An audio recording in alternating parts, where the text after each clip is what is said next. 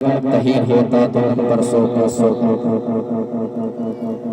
اگر میں منتہین ہوتا تو نمبر 100 کا 100 دیتا ترنم کو الگ دیتا تبسم کو الگ دیتا سبحان اللہ. یہ تو نعت شریف سماعت فرما رہے ہیں ہمارے امام صاحب.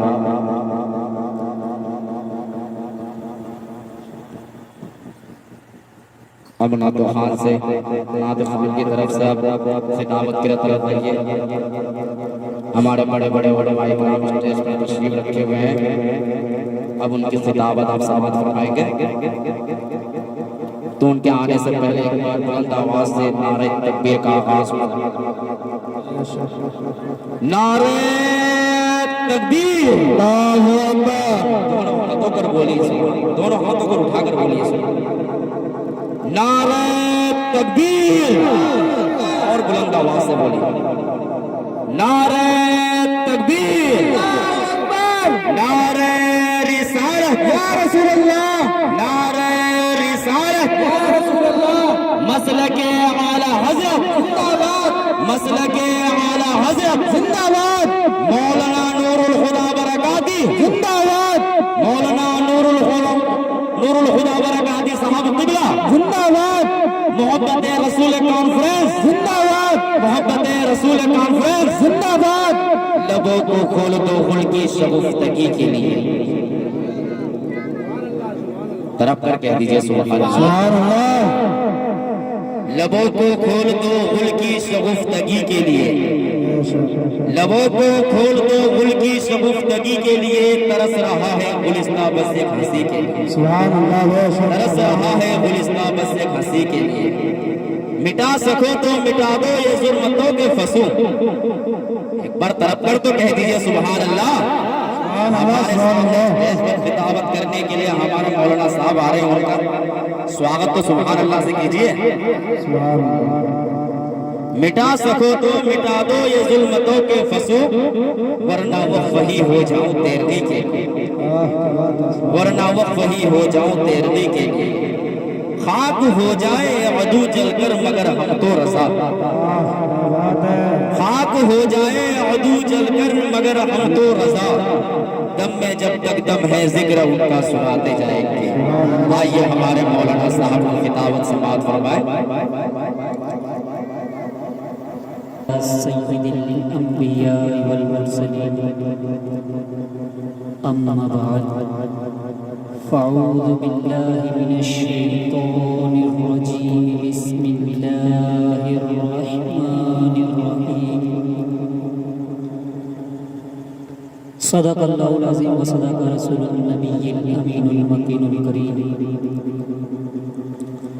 غوث اعظم بمنے بے سرو ساما مدد, قبلہ دی مدد, کعبہ ایماں مدد, بگرداب بلا افتادہ شکستانی ضعیفان راتوں کشتی بحق کے خواجہ عثمان ہارون, مدد کن یا معین الدین چشتی, مدد کن, مدد کن یا مدد کن یا معین الدین چشتی, مدد کن یا حضرت نظام الدین محبوب الہی, مدد کن یا امیر خسرو, مدد کن یا پیر و مرشد, مدد کن یا احمد رضا, مدد کن.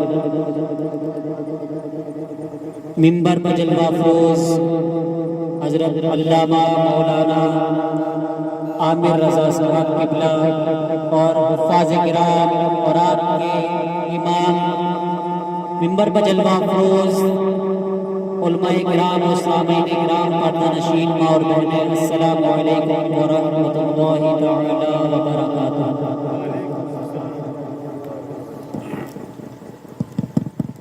ہوتا اگر زمین پر سایہ رسول کا, سبحان اللہ. ہوتا اگر زمین پر سایہ رسول کا, پھر امتی پاؤں کہاں رکھتا رسول کا, سبحان اللہ. سبحان پھر اللہ. امتی پاؤں کہاں رکھتا رسول کا. اور ایک میں ہی نہیں, ایک میں ہی نہیں ان پر قربان زمانہ ہے, ایک میں ہی نہیں ان پر قربان زمانہ ہے.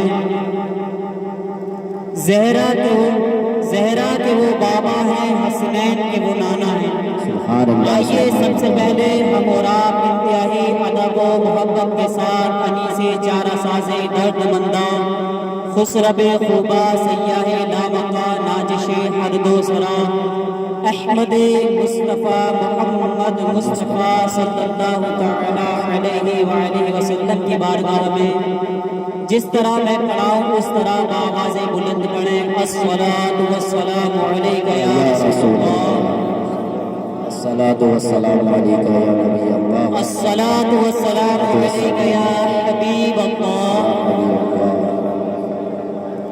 الصلاۃ والسلام علیک یا نبی اللہ، الصلاۃ والسلام علیک یا نبی اللہ، وعلی آلک واصحابک وعلی آلک واصحابک یا سیدی یا نور اللہ صلی اللہ تعالی علیہ وآلہ وسلم۔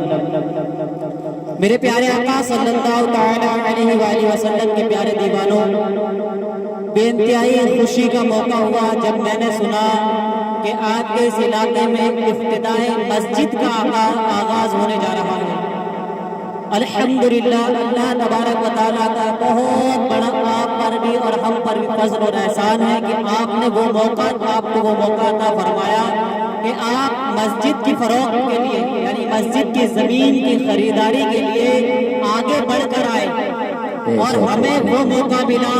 ہم آپ کو مسجد کی فضیلت بیان کرنے کے لیے، مسجد تعمیرات کرنے کے لیے، مسجد تعمیر کا سلسلہ جو کہاں سے شروع ہوا یہ آپ تک بتا دیں، اس کا آپ کو بتانے کا جو موقع ہمیں صرف ہوا یہ اللہ تبارک و تعالیٰ کا ہم پر کروڑوں کروڑوں احسان ہوا۔ بے شک سبحان اللہ۔ میرے پیارے آقا صلی اللہ تعالی علیہ وآلہ وسلم کے پیارے دیوانوں، یوں تو ابھی وقت زیادہ نہیں گزرا لیکن جو نماز کے پابند ہیں ان کے لیے بہت زیادہ وقت گزر چکا ہے۔ دیکھیں ان لوگوں کے لیے ذرا سوچیں جو عشاء کی نماز کے لیے 17 رکعتوں کے لیے مسجد نہیں آ پاتے، وہ پوری رات جلسے اور جلوسوں میں کیسے آ سکتے ہیں؟ اور ہمارے معاشرے میں وہ لوگ بھی ہیں جو ابھی جاگ رہے ہیں، اپنا ایک کھلونا ہے جس کو کہتے ہیں موبائل، اس میں مصروف ہیں، اس میں گناہوں کی زندگی آباد گزار رہے ہیں، زنا کے مناظر دیکھ کر اپنے اعمال نامے میں یعنی کہ جب میزان پر وہ اعمال نامے رکھے جائیں گے اس پر وزن برائی اور وزن زنا بڑھاتے جا رہے ہیں۔ انہیں معلوم نہیں کہ ہمیں روز محشر اپنی اس عقل کو حضور اکرم صلی اللہ تعالی علیہ وآلہ وسلم کی بارگاہ میں پیش بھی کرنا ہے، ہمیں بتانا بھی ہے کہ یا رسول اللہ ہمارے علاقے کے اندر ایک محفل منعقد ہوئی تھی جب میں مسجد افتتاح کا آغاز تھا، لیکن اللہ اکبر ہمیں یہ سعادت نہ حاصل ہو سکی کہ ہم اس محفل کو چھوڑ کر گناہ کے زنا کے اڈوں کا آباد کرتے رہے، محفل کے اندر ہم اپنے موبائل کے اندر زنا کے مناظر کو دیکھتے رہے۔ اللہ اکبر، میری جس جہاں تک بھی آواز جا رہی ہے، خدا را اپنے آپ پر رحم کرتے ہوئے اس محفل میں آ جائے، جہاں تک بھی آواز جا رہی ہے، کیونکہ روز محشر ہمیں شکل دکھانی ہے۔ جب ہمیں شفاعت کے لیے حضور کی بارگاہ میں جانا ہوگا تو کہیں ایسا نہ ہو کہ حضور اکرم صلی اللہ تعالی علیہ وآلہ وسلم کہنے لگے اے فلاں ابن فلاں، جب تیرے علاقے کے اندر میں نے اپنے چاہنے والوں کو بھیجا تھا، میں وہاں پر ایک محفل تھی، وہاں کیوں حاضر نہ ہوا؟ جا یہاں سے بھی بھاگ جا، اب اسی موبائل سے اپنی شفاعت کرا۔ میرے آقا صلی اللہ تعالی علیہ وآلہ وسلم کے پیارے دیوانوں، اس وقت حال کیا ہوگا جب حضور اکرم صلی اللہ تعالی علیہ وآلہ وسلم آپ کو ٹھکرا دیں گے؟ بتائیں ہے کوئی دوسری جگہ جو حضور کے علاوہ کوئی تمہاری شفاعت کرا سکے؟ جب حضور ہی منع کر دے کہ میں تمہاری شفاعت نہیں کرا سکتا، میری شفاعت تم لوگوں کے لیے نہیں ہے، تو بتاؤ کہاں جاؤ گے؟ کس کا آسرا ہوگا؟ کس کے دامن رحمت میں چھپو گے؟ اللہ تبارک و تعالیٰ بھی اپنی نظر رحمت تم لوگوں پر عطا نہیں فرمائے گا۔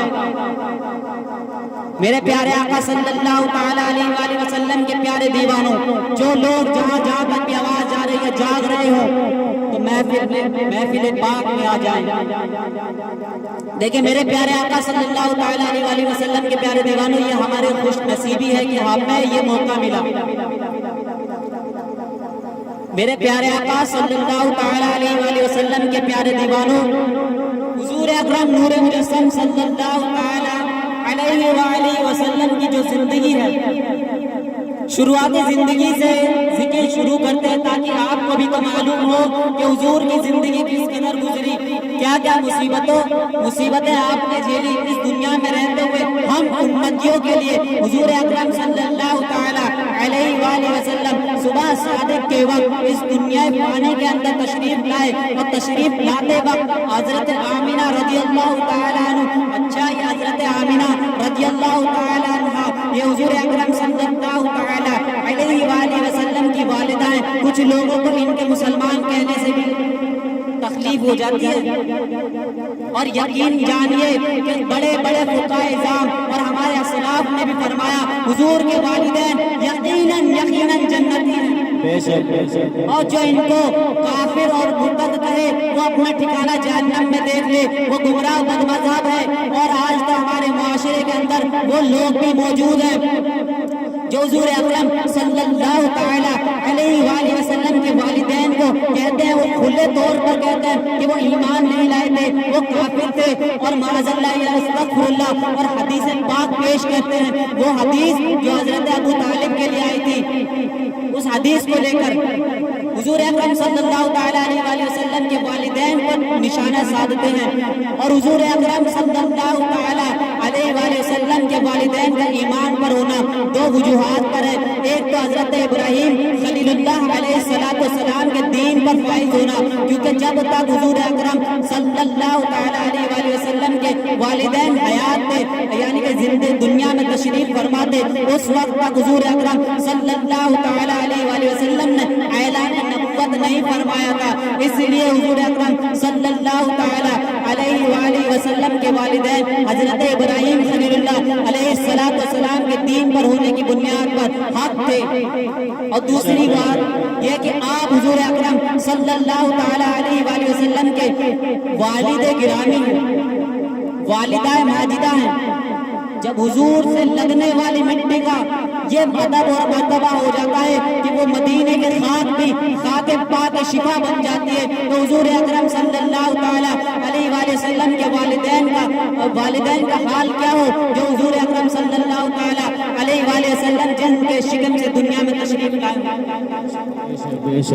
میرے پیارے آقا صلی اللہ تعالی علیہ وآلہ وسلم کے پیارے دیوانوں، آپ کچھ سال مدینہ منورہ میں گزارے، مکہ معظمہ میں گزارے، بچپن کا جو عمر تھی وہ حضرت دائی حلیمہ رضی اللہ تعالیٰ عنہ کے پاس گزاری، پھر وقت گزرتا رہا اور آپ جیسے جیسے بڑے ہوتے رہے تو آپ نے اعلان نبوت کا اظہار کیا۔ اور جب قرآن مقدس کی پہلی آیت جو پہلی سورت آئی تھی وہ آئی تھی اقرا باسم ربک الذی، سورہ اقرا، جب حضور اکرم صلی اللہ تعالی علیہ وآلہ وسلم کو حکم ہوا کہ اب اپنی نبوت کا اظہار کرو۔ اچھا ہمارے معاشرے میں بہت سے لوگ یوں بھی کہتے ہیں کہ حضور کو عطا ہوئی تھی نبوت، دی گئی تھی، نہیں ایسا نہیں ہے۔ سیرت مصطفیٰ رسول اکرم صلی اللہ تعالی علیہ وآلہ وسلم اٹھا کے دیکھو، حضرت آدم علیہ السلام فرماتے ہیں کہ اگر مجھے معافی جو ملی ہے وہ نبی اکرم صلی اللہ تعالی علیہ وآلہ وسلم کے صدقے طفیل ملی ہے۔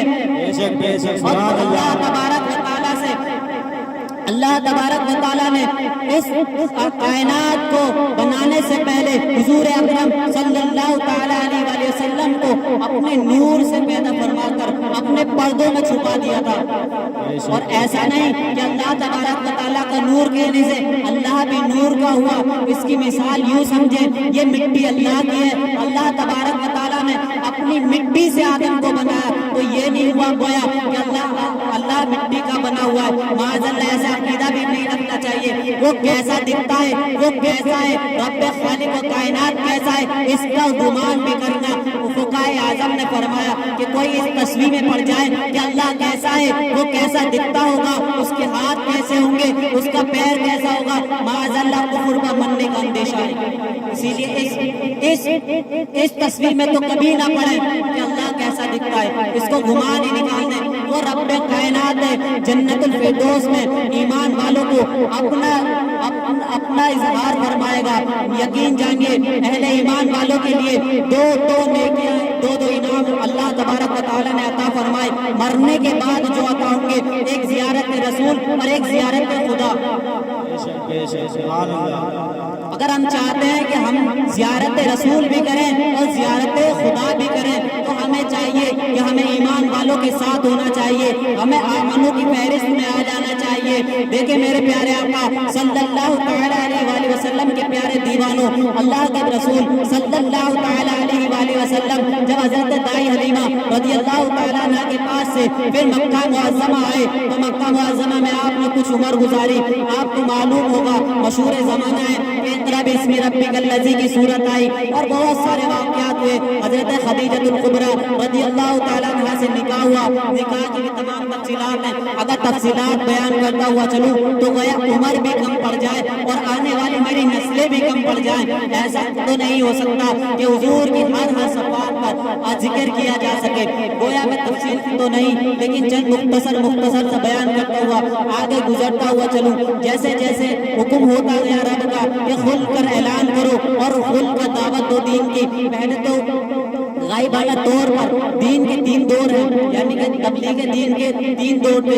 एक तो छुप कर दावत दी गई, फिर खुल कर दी गई, फिर पूरे खुल कर दावत दी गई। तो मेरे प्यारे आका सल्लल्लाहु तआला अलैहि वसल्लम के प्यारे दीवारों, जो पहला दौर था दीन का, उसमें हुजूर अकरम सल्लल्लाहु तआला अलैहि वसल्लम ने छुप कर जो अपने दोस्त थे, करीब थे, उनको दावत दी। सबसे पहले दीन में दाखिल होने वाले जिनका नाम आता है वो सैयदना हजरत अबू बकर सिद्दीक रज़ियल्लाहु तआला अन्हु है। मेरे प्यारे आका सल्लल्लाहु तआला अलैहि वसल्लम के प्यारे दीवानों, ये वो सिद्दीक हैं जिनके बारे में हुजूर अकरम नूर मुजस्सम सल्लल्लाहु तआला अलैहि वसल्लम फरमाते हैं, पूरी दुनिया, पूरी कायनात के अव्वलीन से लेकर आखिरीन तक का ईमान एक तरफ और सिद्दीक का ईमान एक तरफ, पल्ले में रख दिया जाए तो भी बराबरी नहीं कर सकते। ये वो सिद्दीक थे। फिर चूक एक के बाद एक सहाबी आते रहे। हजरत उमर फारूक भी आए, उस्मान गनी भी आए, हजरत अली मुर्तज़ा करमल्लाहु तआला वजहुल करीम भी आए। मेरे प्यारे आका सल्लल्लाहु तआला अलैहि वसल्लम के प्यारे दीवानों, ये जमात चूक बड़ी होती गई। फिर ऐलान हुआ, अल्लाह तबारक व तआला की तरफ से हुक्म हुआ कि अब ये जमात को बड़ी जमात हो गई है, थोड़ी खुलकर दावत दी जाए। फिर हुजूर अकरम सल्लल्लाहु तआला अलैहि वसल्लम ने तमाम कुफ्फार मक्का को, ये भी बहुत दिलचस्प वाक़या है, क्या क्या मनाज़िर पेश आए। तो जब कुफ्फार को दीन की दावत दी कि तुम मुझे अमीन जानते हो, क्या तुम मुझे सादिक जानते हो, क्या तुम मुझे सच्चा अमानतदार जानते हो, तो सबने हाँ करी, सबने तस्दीक फरमाया। तो हुजूर अकरम सल्लल्लाहु तआला अलैहि वसल्लम ने फरमाया, अगर मैं तुमसे कहूँ कि फलां पहाड़ी के पीछे दुश्मन है, क्या तुम मानोगे? तो सबने एक जवान होकर फरमाया, हुजूर कुफ्फारे मक्का ने क्यों नहीं, आपको हमने सच्चा जाना है। आपके हर लफ्ज पर हम लब्बैक कहते हैं। मेरे प्यारे आका सल्लल्लाहु तआला अलैहि वसल्लम के प्यारे दीवानों, जब हुजूर अकरम सल्लल्लाहु तआला अलैहि वसल्लम ने ऐलानिया फरमाया कि मैं रसूलुल्लाह तबारक व तआला का भेजा हुआ आखिरी नबी मोहम्मद रसूलुल्लाह हूं, और ये बुत परस्ती छोड़कर तुम दामन ईमान में, दामन इस्लाम में आ जाओ, तो अबू जहल, शीबा, उतबा सब के रंग, चेहरों के रंग उड़ गए और कहा कि मोहम्मद इब्न अब्दुल्लाह एक नया दीन ले आया जो हमारे बुतों को माज़अल्लाह अस्तगफिरुल्लाह बुरा भला कह रहा है। अल्लाहु अकबर। टोटल बाइकाट करने का हुक्म हो गया। हत्ता के हुजूर अकरम सल्लल्लाहु तआला अलैहि वसल्लम को आपके चाचा हजरत अली मुर्तज़ा करमल्लाहु तआला वजहुल करीम के वालिद मोहतरम अबू तालिब के साथ सबके शीबा में कैद कर दिया गया। 3 साल तक हुजूर अकरम सल्लल्लाहु तआला अलैहि वसल्लम ने बासी रोटियां खाई। मेरे प्यारे आका सल्लल्लाहु तआला अलैहि वसल्लम के प्यारे दीवानों, ये वो 3 साल थे। बहुत जब तारीख पढ़ी जाती है तो आंखों से आंसू निकल आते हैं। मैं क्या बयान करूं, बस इतना कहकर आगे गुजरता हूं कि हुजूर अकरम सल्लल्लाहु तआला अलैहि वसल्लम के जो चाचा थे वो इतने जानिसाज साहबा थे, जहां पर हुजूर अकरम सल्लल्लाहु तआला अलैहि वसल्लम आराम फरमाते, रात को उठते और वहां पर अपने बेटे किसको, हजरत अली को लिटाते। और देखो हजरत अली करमल्लाहु तआला वजहुल करीम अपने वालिद मोहतरम के बहुत चहीते थे, एक लौते बेटे थे। कौन? हजरत अली मुर्तज़ा करमल्लाहु तआला वजहुल करीम। उनकी जान की परवाह ना फरमाई और हुजूर अकरम सल्लल्लाहु तआला अलैहि वसल्लम की حفاظت کے لیے اپنے بیٹے کو لٹا دیتے. آنے والا تیر جو لگے گا وہ علی کو لگے گا اور علی جو شہید ہوں گے محمد ابن رسول اللہ محمد ابن عبداللہ رسول اللہ تعالیٰ علیہ وسلم پر قربان ہوں گے. یہ والد محترم کی تربیت تھی. کس کے لیے؟ حضرت علی کے لیے. آج ہم اور آپ دیکھیں اپنے اولادوں کی تربیت کیسے کر رہے ہیں. کیا ہم کہتے ہیں کہ کبھی محمد رسول اللہ صلی اللہ تعالیٰ علیہ وسلم کے دین کے لیے قربانی مانگے تو قربانی دے دینا، گریز نہ کرنا، بلکہ ہم تو کہتے ہیں بیٹا یہاں پر جھگڑا ہو گیا ہے گھر میں آ جا. ایسا نہیں ہونا چاہیے. میرے آقا صلی اللہ تعالیٰ علیہ وسلم نے حسنین کرینین امام حسن اور حسین کی تربیت فرماتے ہوئے فرمایا کہ اپنے بچوں کو جنگی پیترے سکھاؤ. میرے پیارے آقا صلی اللہ تعالیٰ علیہ وسلم کے پیارے دیوانوں، کچھ جگہ یہ کہتے ہوئے لوگ کہتے ہیں مولانا صاحب ایسا نہ کہا کرو، یہ دور نہیں ہے، یہ دور ہمارے مخالفین کا ہے. تو میں تم سے پوچھنا چاہتا ہوں، بتاؤ کربلا میں کون سا دور تھا؟ اس وقت بھی تو کہنے والے تھے اے حسین ابن علی یہ وقت نہیں ہے مدینے جانے کا، یزیدیت بہت پھیل گئی ہے، یزیدی جب چپے چپے پر ہو گئے. آپ کہاں، آپ کا کنبہ کتنا بڑا، کس کس سے لڑو گے؟ تو مولا حسین رضی اللہ تعالیٰ عنہ نے اس وقت بیان فرما دیا کہ وقت کچھ بھی ہو، وقت یہی ہوتا ہے جس وقت آپ حق پر ثابت ہو جائیں. اگر ہم اب نہیں بیان کریں گے تو کب بیان کریں گے؟ اب ہم حالات کا جائزہ لیتے ہوئے آپ کو نہیں بتائیں گے تو کس کو بتائیں گے؟ بہرحال وقت گفتگو اس طرف جا رہی ہے. تو میرے پیارے آقا صلی اللہ تعالیٰ علیہ وسلم کے پیارے دیوانوں، وہ 3 سال کا دور بھی ختم ہوا. پھر حضور اکرم صلی اللہ تعالیٰ علیہ وسلم و تمام اپنے احباب اور اپنے صحابی صحابیات کے ساتھ پھر مکہ معظمہ میں داخل ہوئے. تو حضور اکرم صلی اللہ تعالیٰ علیہ وسلم کے جانثاروں کو تکلیفیں دی گئی.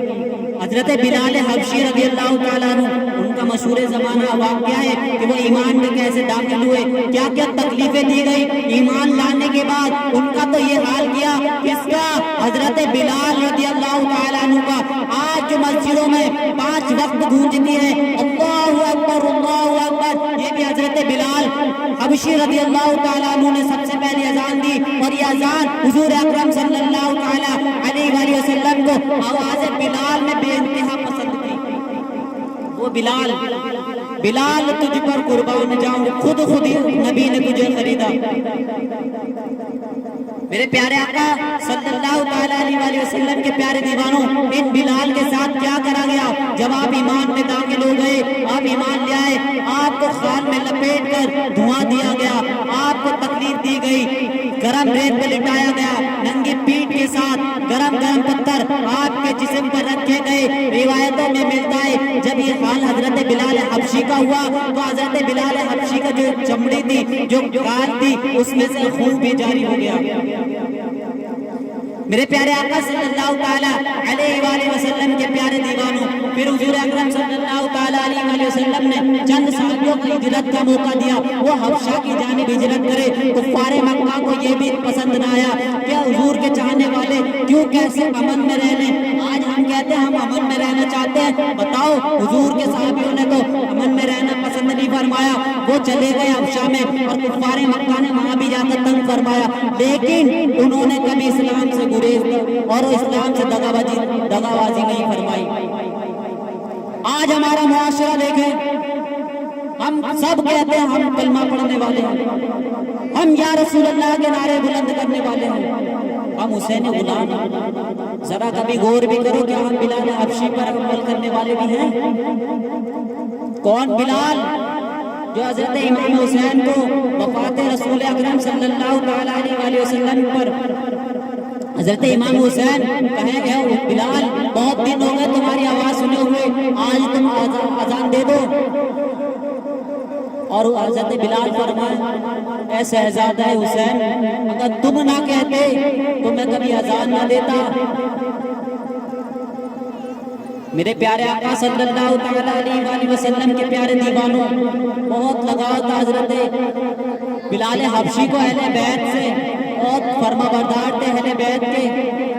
ہم بھی دیکھیں ہم بھی وہی غلام ہیں، ہم بھی وہی کلمہ پڑھتے ہیں، بس فرق اتنا ہے کہ انہیں نبی نے خریدا تھا اور ہم کو جو ہے نا وراثت میں جو دین کا کلمہ ہے ہمیں وراثت میں ملا ہے، لیکن ہم اپنی وراثت کا حال کیا کر رہے ہیں؟ بتائیں کیا ہم کر رہے ہیں؟ ہم اپنے باپ داداؤں کی زمین و جائیداد کو کبھی برباد کرتے ہیں کیا؟ کبھی ہم مفت میں کسی کو بھی دے دیتے ہیں کیا؟ کبھی قبضہ ہوئی بھی زمین پر کے یوں ہی چھوڑ دیتے جا تم نے قبضہ کر لیا کر لے رہ لے؟ نہیں کرتے ایسا، بلکہ ہم تو اپنی قانونی لڑائی لڑنے کے لیے تیار ہوتے ہیں، دنوں رات ایک کرنا چاہتے ہیں کہ ہماری یہ وراثت کی دی ہوئی زمین ہمیں واپس مل جائے، لیکن یہ وراثت میں دیا ہوا اسلام کیا کبھی ہم نے اس کے لیے اپنے آپ سے جنگ کی ہے؟ حق ہے کیا ہم نے کبھی اپنی نماز کی ادائیگی کے لیے اپنی نیند کی قربانی دی ہے؟ کیا ہمیں اپنی مصروفیت کی قربانی دیتے ہوئے ظہر کی نماز ادا کی ہے؟ بتائیں ذرا غور کریں، اگر ہم اپنی وراثت کا خیال رکھنا چاہتے ہیں تو ہمیں وراثت اسلام کا بھی خیال رکھنا ہوگا، وراثت دین کا بھی خیال رکھنا ہوگا۔ اگر ہم اپنے اس وراثت کا خیال نہیں رکھیں گے تو یقین جانیے یہ خدا کی قدرت ہے کہ جب فصل بڑھ جاتی ہے، جب فصل بیکار ہو جاتی ہے تو اس فصل کو کاٹ دیا جاتا ہے تاکہ نئی فصل اگا دی جائے۔ تو ذرا سوچیں کہ ہم اسی قدرت کے زیر قدرت رہنے والے ہیں، پھر ہم ذلیل و رسوا کیوں نہ ہوں؟ بتائیں آج ہمارا مسلمان کتنی داڑیاں ٹوپیاں رکھ رہا ہے، کتنی مسجدوں کا آواز کر رہا ہے؟ بتائیں ہمارے گھر کی خواتین، ہماری ماں اور بہنیں کتنا پردہ کر رہی ہیں؟ بتائیں کتنا غیر محرم سے پردہ کر رہی ہیں، کتنا دیوروں سے پردہ کر رہی ہیں، کتنا ہنسی مذاق سے پرہیز کر رہی ہیں؟ بتائیں ذرا اپنے اپنے گربان میں جا کے، اور مسجد کے امام تمہارا حال جانتے ہیں، کتنے لوگ نماز کے صف میں آتے ہیں اور کتنے نہیں آتے، کتنا یا رسول اللہ کا نعرہ لگانے والے ہیں، کتنا یا حسین کہنے والے ہیں، یہ تمہاری مسجد کے امام جانتے ہیں۔ ذرا مسجد کے امام سے پوچھ لیا جائے بتاؤ اتنے نمازی کون ہیں، تو شاید سب کے منہ اتر جائیں یار ہماری آج لوگ کھلنے والی ہے، آج ہم بے عزتی ہونے والے ہیں۔ اگر ہم چاہتے ہیں کہ ہماری بے عزتی نہ ہو، ہمارا امام کہیں بھی جائے سر بلندی سے کہہ سکے کہ ہمارے معاشرے میں تمام جو نماز پڑھنے والے ہیں، تو فخر سے سر کس کا بلند ہوگا؟ امام کا نہیں ہوگا، آپ کا سر فخر سے بلند ہوگا۔ سبحان اللہ، سبحان اللہ۔ اس میں تعریف آپ کی ہوگی، آپ کے معاشرے کی ہوگی، آپ کے علاقے کی ہوگی۔ اگر کہیں پر بات چھڑ جائے بتاؤ تمہارے علاقے کی مسجد میں کتنے نمازی آتے ہیں، پوچھ لیں ذرا امام سے کوئی لوگ، تو امام کا اگر چہرہ اتر جائے تو بے عزتی کس کی ہے؟ امام کی کوئی بے عزتی اور رسوائی نہیں ہے، بلکہ یہ رسوائی آپ کی ہے، یہ بے عزتی آپ کی ہے، یہ شرمندگی آپ کی ہے، یہ تمام چیزیں آپ کو جھیلنا پڑیں گی۔ سبحان اللہ۔ میرے پیارے آقا صلی اللہ تعالیٰ علیہ وآلہ وسلم کے پیارے دیوانوں، اگر آپ شرمندگی سے بچنا چاہتے ہو تو نماز کو قائم کرو، نماز کی پابندی کرو۔ میرے پیارے آقا صلی اللہ تعالیٰ علیہ وآلہ وسلم کے پیارے دیوانوں، ہمارے اسلاف کے اندر ایک ایسے بزرگ بھی گزرے ہیں جن کو فاروق اعظم کہا گیا ہے، ان کا دور خلافت بھی گزرا ہے۔ ان کا دور خلافت کا ذرا مطالعے میں سے چند میں واقعات بتاتا ہوا چلتا ہوں۔ کون فاروق؟ کون وہ فاروق اعظم جس گلی سے گزر جائے تو شیطان کہہ جائے کہ یہاں سے فاروق آ رہے ہیں، بھاگو یہاں سے۔ حضور اکرم صلی اللہ تعالی علیہ وآلہ وسلم نے فرمایا اگر میرے بعد کوئی نبی ہوتا تو فاروق ہوتا۔ وہ فاروق اعظم رضی اللہ تعالیٰ عنہ جب شیطان آپ کی گرفت میں آ گیا تو رسول اکرم صلی اللہ تعالیٰ علیہ وآلہ وسلم سے فرمایا یا رسول اللہ آپ بس فاروق سے بچوا دیں میرے کو، فاروق اعظم فاروق ابن خطاب رضی اللہ تعالیٰ عنہ سے محفوظ فرما دیں۔ وہ شیطان آپ سے بچتا تھا۔ ان کا دور خلافت کو بتاتے ہیں، روایتوں میں آتا ہے کہ آپ کا جب دور خلافت قائم تھا اس وقت کی بکریاں کسی دوسرے کے کھیت میں جا کر چارہ چگا نہیں کرتی تھی،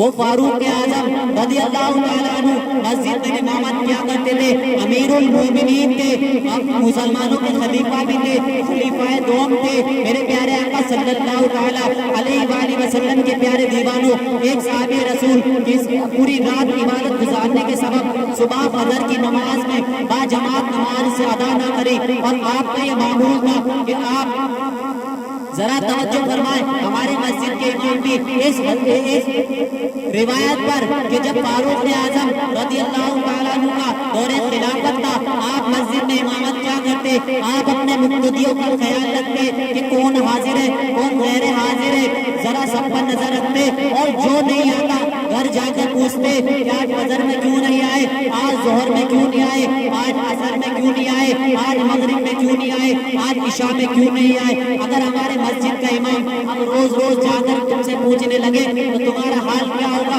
इमाम साहब आ रहे हैं, कट लो यहाँ से। अरे इमाम क्या तुमसे चंदा लेने आ रहा है? क्या तुम्हारी जेब मांगने आ रहा? नहीं नहीं, बल्कि वो तुम्हें जन्नत की तरफ लेने जा रहा है, क्योंकि हुजूर अकरम सल्लल्लाहु अलैहि वसल्लम ने फरमाया नमाज मोमिन की मेराज है। सुभान अल्लाह। वो तुम्हें कामयाबी की तरफ लेने जा रहा है।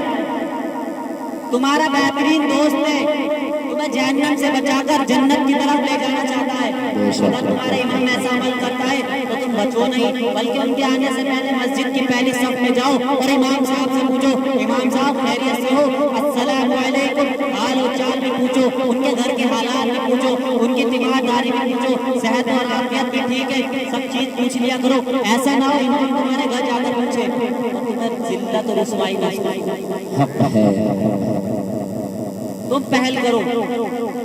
मेरे प्यारे आका सल्लल्लाहु तआला अलैहि वसल्लम के प्यारे दीवानों, मामूल का हजरत उमर फारूक आजम रज़ी अल्लाह तआला अन्हु का वो अपनी मस्जिद के हर मुक्तदी का ख्याल रखते। एक वक्त किसी साहबी ने पूरी रात नमाज अदा करी, सुबह फजर में हाजिर नहीं हुए, तो आप फजर की नमाज पढ़ाकर फौरन उनके घर गए, आपकी वालिदा से मुलाकात करी, उन सहाबी का नाम लिया और पूछा कि आज सुबह फजर की जमात में क्यों हाजिर ना हो सके। हुजूर अकरम सल्लल्लाहु तआला अलैहि वसल्लम से फरमाया, हुजूर हजरत उमर फारूक आजम रज़ी अल्लाह तआला अन्हु से उनकी वालिदा ने फरमाया कि पूरी रात नमाज पढ़ी थी, फजर की नमाज़ के बाद फौरन नमाज पढ़कर सो गए। तो हजरत उमर फारूक आजम रज़ी अल्लाह तआला अन्हु ने फरमाया, उमर के नजदीक पूरी रात इबादत करने से बेहतर है सुबह फजर की बाजमात नमाज पढ़ो। बेशक बेशक। अब वो लोग जो पूरी रात मोबाइल, गुफ्तगू और गीबत और चुगलियों में गुजारते हैं, वो गौर करें कि हमें फजर की जमात बाजमात पढ़नी है, और अहद कर ले आज से ही कि इंशाअल्लाह अज़ीम कुछ भी हो जाए नमाज की पाबंदी करनी है। मेरे प्यारे आका सल्लल्लाहु तआला अलैहि वसल्लम के प्यारे दीवानों, हुजूर अकरम सल्लल्लाहु तआला अलैहि वसल्लम की एक हदीस पाक है। हुजूर अकरम सल्लल्लाहु तआला अलैहि वसल्लम बयान फरमाते हैं, अगर किसी ने जानबूझकर एक वक्त की नमाज जानबूझकर तर्क कर दी, उसका नाम जहन्नम के दरवाजे पर लिख दिया। मेरे प्यारे आका सल्लल्लाहु तआला अलैहि वसल्लम के प्यारे दीवारों, बाहर शरीयत में सदर शरिया हजरत अल्लामा मौलाना मुफ्ती अमजद अली आज़मी क़यामत का नक्शा खींचते हुए फरमाते हैं कि जहन्नमियों के हालात तहरीर करते हुए फरमाते हैं कि जहन्नमियों की शक्ल को तब्दील कर दिया जाएगा, उनके होंठ ऐसे हो जाएंगे कि जमीन पर लटकते होंगे, सभी ज़बान का वो हाल होगा कि ज़बान घसीटती हुई चलती होगी, पेट मोटे मोटे हो जाएंगे। मेरे प्यारे आका सल्लल्लाहु तआला अलैहि वसल्लम के प्यारे दीवानों, बहुत खौफनाक चेहरा हो जाएगा। अभी मैं आपको बताता हूँ, बस किसी अस्पताल में जाकर किसी एक्सीडेंट शुदा की शक्ल को देखना कि शायद होश की नाखून ले लो। कयामत का हाल इससे ज्यादा दर्दनाक होगा, जहन्नमियों की शक्ल इससे ज्यादा दर्दनाक होगी। आज हम एक्सीडेंट में हुए शक्ल को नहीं देख पाते तो रोजे हसर अपना कर ये हाल हो गया तो बताएं क्या होगा। अल्लाह हमें जहन्नम से महफूज फरमाए, आमीन। अगर हमारा नाम दुनियावी एतबार से, कानूनी लड़ाई के एतबार से किसी केस में लग जाए, पुलिस हमारा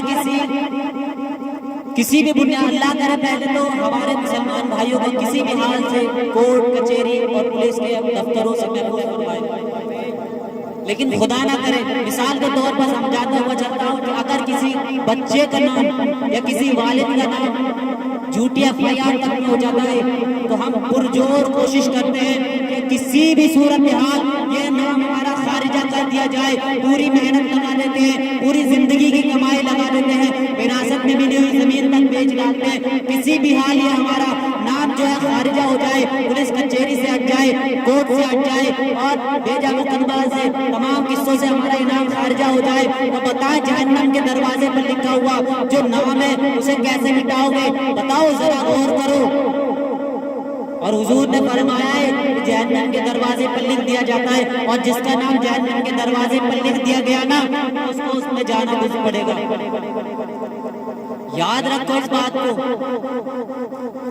اگر ہم جہنم سے بچنا چاہتے ہیں تو نماز کی پابندی کرنی ہوگی، مسجدوں کو آباد کرنا ہوگا، مسجدوں کو ویران نہیں کرنا ہوگا۔ ایک بھی روایت، ایک چھوٹا سا قصہ بیان کرتا ہوا آگے چلتا ہوں۔ میرے پیارے آقا صلی اللہ تعالی علیہ وآلہ وسلم کے پیارے دیوانوں، ایک تجارت کا تاجر تھا جو تجارتی یہ تاجر بھی تھے اور اللہ کی سب کے بہت بڑے اولیاء کاملین بھی تھے، نماز کے پابند تھے، نماز کی انتہائی نماز کو تو بے انتہا، اگر ان کی نماز کسی سبب دیر یا تاخیر ہو جاتی ایک دم ہولا ہوتا کہ آج کیا ہو گیا کہ نماز کیوں نہ پڑھ سکا، کیا اللہ مجھ سے ناراض ہو گیا، بہت زیادہ خوف زدہ ہوتے۔ کسی سبب کسی دیہات یا گاؤں میں آپ کا گزر ہوا، آپ نے وہاں سے محلے والوں سے پوچھا بتاؤ یہاں مسجد کدھر ہے، میں مسافر ہوں، تجارت قافلے سے آیا ہوں، مجھے نماز ادا کرنی ہے، عشاء کی نماز کر کے میں مقیم ہونا چاہتا ہوں۔ تو کسی نے کہا کہ فلاں جگہ پر ایک مسجد ہے، وہاں پر چلے جاؤ اور وہاں جا کر نماز پڑھ لو۔ آپ وہاں گئے، جا کر مسجد کا دروازہ کھولا، دروازہ کھولنے کے بعد سیدھا قدم جب مسجد میں جا رکھا تو آپ کے آنسو جاری ہو گئے۔ کیوں؟ کیونکہ مسجد کا حال یہ تھا جب مسجد کے اندر قدم رکھا، قدم رکھتے ہی گھٹنوں تک دھول میں آپ کا پیر دھس گیا۔ یہ دیکھ کر رونے لگے۔ ایسا نہ ہو، علامہ اقبال نے فرمایا تھا، کیا فرمایا تھا؟ علامہ اقبال فرما کے گئے تھے مسجد تو بنا دی شب بھر میں ایمان کی حرارت والوں نے، من اپنا پرانا پاپی ہے برسوں بھی نمازی بن نہ سکا۔ ہوا کیا کہ وہ تاجر جو تھے، جو اولیاء کاملین تھے، پیر رکھا، پیر دست کیا، آنکھوں سے آنسو جاری ہو گئے۔ اے میرے رب، کیا میں کہاں آ گیا؟ کیا مسجد کے اندر یہ حال ہے؟ یہاں کے نمازیوں کا کیا حال ہے؟ آپ نے بے شمار جو سوال تھے وہ رب کی بارگاہ میں کیے، اور پھر کیا اپنے کپڑے اتار کر خود اپنے کپڑوں سے مسجد کی صفائی کری، مسجد کو آباد کیا، مسجد کو صاف و ستھرا کیا، مسجد سے لگنے والے جالوں کو صاف کیا، اور آپ نے عشاء کی نماز پڑھی اور وتر چھوڑ دیے۔ عشاء کی نماز پڑھی اور وتر چھوڑ دیے، کہ اولیاء کاملین کا یہ دستور ہوتا کہ وتر کو تہجد میں پڑھا کرتے تھے، لیکن وتر چھوڑ دیے۔ آپ نے نیند کی غرض سے اپنا بستر بچھایا، کھا لیا مسجد میں اور آپ سو گئے۔ کچھ لمحہ ہی گزرا تھا، نیند کا جھونکا ہی آیا تھا، آپ نے دیکھا کہ رونے کی آوازیں آ رہی ہیں، رونے کی آوازیں آ رہی ہیں۔ آپ اٹھ کر دیکھے، چاروں طرف دیکھا، رونے والا نظر نہیں آیا، لیکن آواز برقرار آ رہی تھی۔ آپ نے کہا اے رونے والے، بتا تو کون ہے، کیوں رو رہا ہے، تیرا رونے کا سبب کیا ہے؟ آپ کو خیال آیا شاید کوئی جن ہوگا، شاید کوئی جن ہوگا جس سے غلطی ہو گئی ہوگی، رب کے حضور حاضر ہو کر اپنے گناہوں کی تلافی کرنے آیا ہے، ذرا حال تو پوچھ لوں۔ اس گھٹ سے آپ نے اعلان لگایا، بتا رونے والے کون ہے تو، کیوں روتا ہے، تیرا رونے کا سبب کیا ہے؟ یہ الفاظ زبان سے نکل رہے تھے کہ دیواروں سے آواز آئی، میں مسجد ہوں اور میں رو رہی ہوں، مجھ کو ویران کر دیا گیا۔ اس محلے والوں نے، میرے پیارے آقا صلی اللہ تعالی علیہ وآلہ وسلم کے پیارے دیواروں، وہ مسجد رو رہی تھی، اور یہ حقیقت ہے جو مسجدوں کو آباد کرتا ہے تو مسجد اس کے لیے دعا کرتی ہے، اللہ اس نے مجھے آباد کیا، اس کے گھروں کو آباد کر، جس نے مجھے ویران کیا اس کے گھروں کو ویران کر۔ بے شک سبحان اللہ۔ آج ہم دیکھیں مسجد کی افتتاح کے لیے تو جا رہے ہیں، مسجد کی افتتاح کرنی ہے تو افتتاح ٹھیک ہے، کرنی بھی چاہیے، یہ ہمارا فرض ہے، کیونکہ حضور اکرم صلی اللہ تعالیٰ علیہ وسلم کو جب کفار نے ستایا، کفاروں نے بہت دقتیں دی، حضور اکرم صلی اللہ تعالیٰ علیہ وسلم کے لیے حکم ہوا کہ آپ تم ہجرت کر لو۔ ہجرت کرنے کے بعد مکہ سے مدینہ آئے، مدینہ آنے کے بعد حضور اکرم صلی اللہ تعالیٰ علیہ وسلم نے اپنے گھروں کو تعمیر نہ فرمایا، اپنے ازواج مطہرات کے لیے مکانات کی تعمیر نہیں کروائی، بلکہ مسجد بنائی، مسجد قباء آج بھی موجود ہے۔ یہ حضور کی سنت ہے مسجد تعمیر کرنا۔ بے شک سبحان یا حضور نے درس دیا کہ گھر بنانے سے پہلے مسجد کی تعمیر کرو۔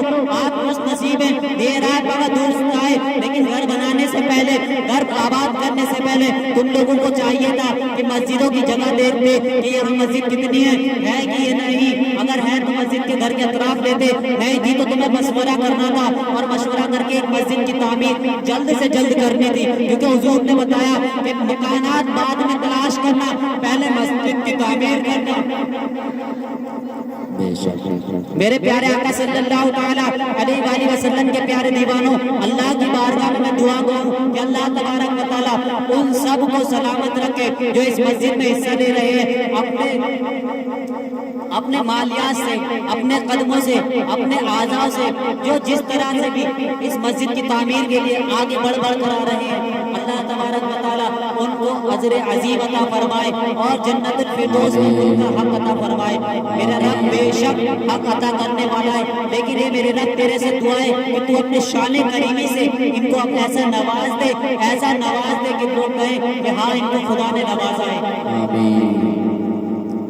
میرے پیارے آقا صلی اللہ تعالیٰ علیہ وآلہ وسلم کے پیارے دیوانوں، یقیناً مسجد تعمیر کرنا بہت نیکی و ثواب کا کام ہے، اور حضور نے بھی درس دیا کہ مکانات بعد میں بنانا، لیکن پہلے مسجدوں کی تعمیر کرنا۔ مسجد قباء، مسجد جمعہ، مسجد نبوی، مسجد قبلتین، یہ تمام مسجدیں حضور نے تعمیر کر کے بتا دی، اور مسجد قباء میں حضور نے ایسا نہیں ہوا کہ کسی صحابی کو حکم دیا کہ مسجد تعمیر کو نہ آنا، حضور نے تو فرمایا، بلکہ خود لگ کر بتایا کہ مسجد تعمیر کرنے کے لیے بڑا چھوٹا نہیں دیکھا جائے گا، سب کو آگے آنا پڑے گا۔ ایسا نہیں کہ اس میں غریبی کا حق ہے، اس میں امیروں کا ہی حق ہے، اس میں سب کا حق ہے۔ حضور کو دیکھ کر جب حضور مسجد نبوی کو، مسجد قباء کو تعمیر کرتے تو لوگ صحابہ کرام حضور اکرم صلی اللہ تعالیٰ علیہ وآلہ وسلم کو دیکھتے، اور دیکھنے کے بعد آپ شرماتے کہ یا رسول اللہ آپ چھوڑ دیجئے، آپ رہنے دیجئے، ہم ہیں، ہم کر لیں گے۔ آپ ان کی تسلی کے لیے اس پتھر کو وہیں چھوڑ دیتے، پھر اسی پتھر کے وزن کے مطابق دوسرا پتھر اٹھا لیتے، لیکن آپ نے کام بند نہیں کر فرمایا۔ یہ درس ہمیں ملا، حضور نے فرمایا تکلیف کتنی بھی ہو، مسجد کے تعمیرات کے لیے قدم اور جسم کا ہر حصہ رکنا نہیں چاہیے جب تک وہ پائے تکمیل تک نہ پہنچ جائے۔ میرے پیارے آقا صلی اللہ تعالیٰ علیہ وآلہ وسلم کے پیارے دیوانوں، بس اس بات کو کہتا ہوا میں اپنے گفتگو کو سمیٹ رہا ہوں کہ مسجد بنانا یقیناً بہت نیکی کا کام ہے، اور یہ بہت مشکل کام بھی ہے۔ میرے آقا صلی اللہ تعالیٰ علیہ وآلہ وسلم ہمیں مسجد بنانے کے ساتھ ہمارے دلوں کے اندر بھی نماز کی محبت عطا فرما دے، تاکہ ہم مسجد آباد کر سکیں۔ لوگ یوں نہ کہیں کہ دیکھو سنیوں کی مسجد تو ویران رہتی ہے، نہ، ہمیں اپنی مسجد آباد کر کے دکھانا ہے انشاءاللہ۔ میرے پیارے آقا صلی اللہ تعالیٰ علیہ وآلہ وسلم کے پیارے دیوانوں، بچے کو نمازی بنانا۔ اچھا میں آپ سے پوچھتا ہوا چلتا ہوں کہ امام حسین رضی اللہ تعالیٰ عنہ کرب و بلا کیوں گئے تھے؟ برائیوں کو خاتمہ کرنے کے لیے، نہ کہ اپنا نام کمانے کے لیے۔ نام کمانا تھا تو مدینے میں کافی تھا کہ نوازہ رسول ہے۔ آج بھی آپ کی محفل میں یا کوئی سادات ہو، وہ کہہ دے کہ میں سادات ہوں، ہاتھ لوگ چومنے لگتے ہیں، یہی کافی اشارے کے لیے۔ لیکن مولا حسین نے کرب و بلا میں جا کر بتایا کہ برائی کے لیے قربانی دینی پڑے، جان دینی پڑے، جس حسن کو سر کو تن سے جدا کرنا پڑے لیکن برائی کے خاتمے کے لیے آگے آنا پڑے گا. بس اللہ تبارک و تعالی ہمیں اور آپ کو سچا پکا عاشق رسول نمازی بنا دے. دوران گفتگو مجھ سے کوئی غلطی کوتاہی ہوئی ہو تو اللہ تبارک و تعالیٰ کی بارگاہ میں دعا ہے کہ اللہ تبارک و تعالیٰ مجھے معاف فرمائے اور آپ لوگوں کو سننے سنانے سے زیادہ اس پر عمل کرنے کی توفیق عطا فرمائے. آمین. الحمدللہ رب العالمین. السلام علیکم ورحمۃ اللہ تعالی وبرکاتہ.